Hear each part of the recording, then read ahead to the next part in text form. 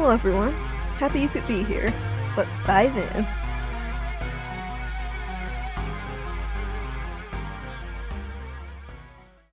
Sit at My Grave, Season 3, Ego's Death, Chapter 14. What is this? My head. What's happening? The sounds got louder, things getting thrown, crashing to the floor, walls being hit in anger and intimidation, a discussion being screamed back and forth. Reed's face winced.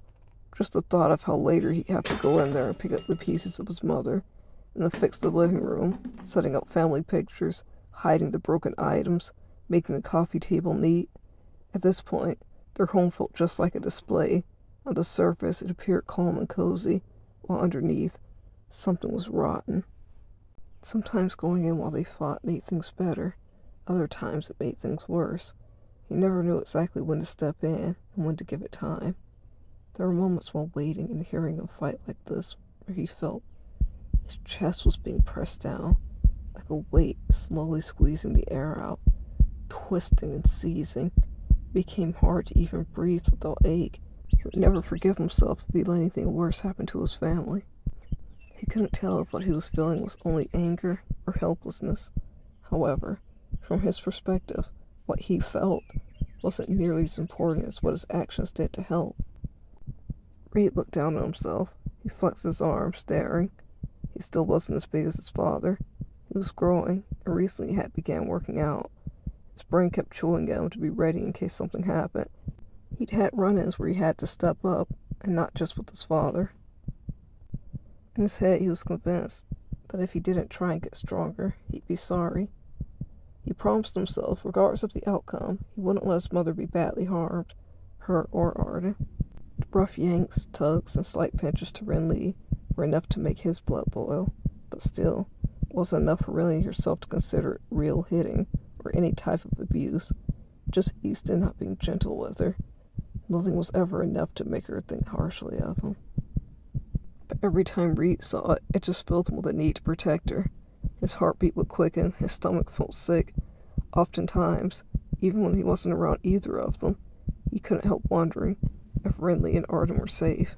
The thoughts he couldn't quiet down in his brain transferred to his hands.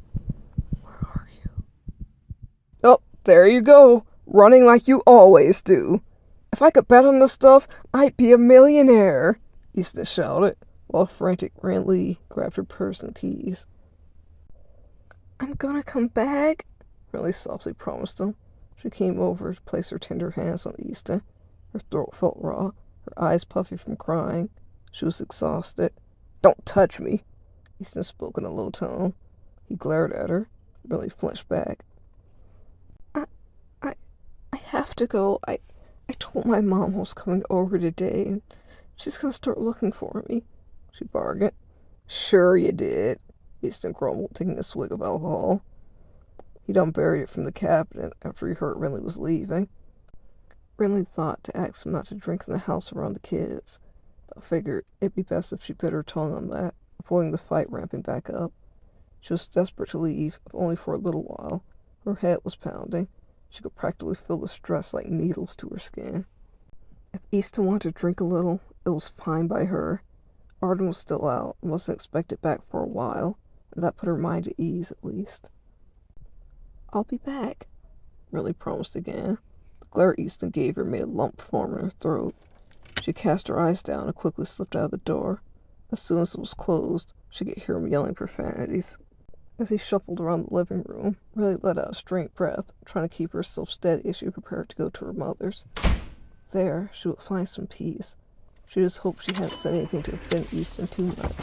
She loved him, and having him so upset with her made her feel ill. Reed perked up hearing all the noise. The yells and door slamming got him hopeful that Easton left. And from the sounds of the footsteps and the ongoing shouts, he realized he hadn't been so lucky.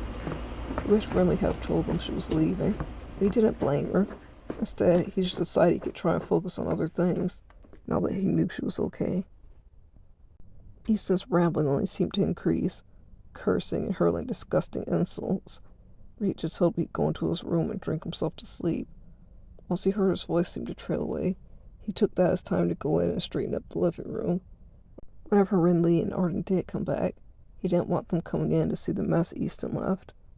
Easton made terrible, anger-filled decisions when he was completely sober, and being tipsy just made it worse. But it would all be fine. Reed pushed his forgotten homework away and slowly stood up. The quiet after a fight like that never sat well with him. It never felt like a calm peace, but rather an eerie silence. Even still, Reed went into the living room. He never tried to just take a step back and look at everything in shambles like that, but rather, he focused on small tasks and just got it done. Couch cushions were put back, magazines back on the table pushed into its place. The crack in the wall was a little too visible for the old tape and paint, so he replaced it with a framed picture they never got around to hanging up. Now Reed took a step back and looked at his work, putting a smile on his face. It looked better. I should get paid for this, he joked quietly to himself. He began deciding to go to the kitchen for something to eat, when a sudden creep sent a jolt to his nerves. Reed, is that you? Are you that stupid you can't follow simple instructions?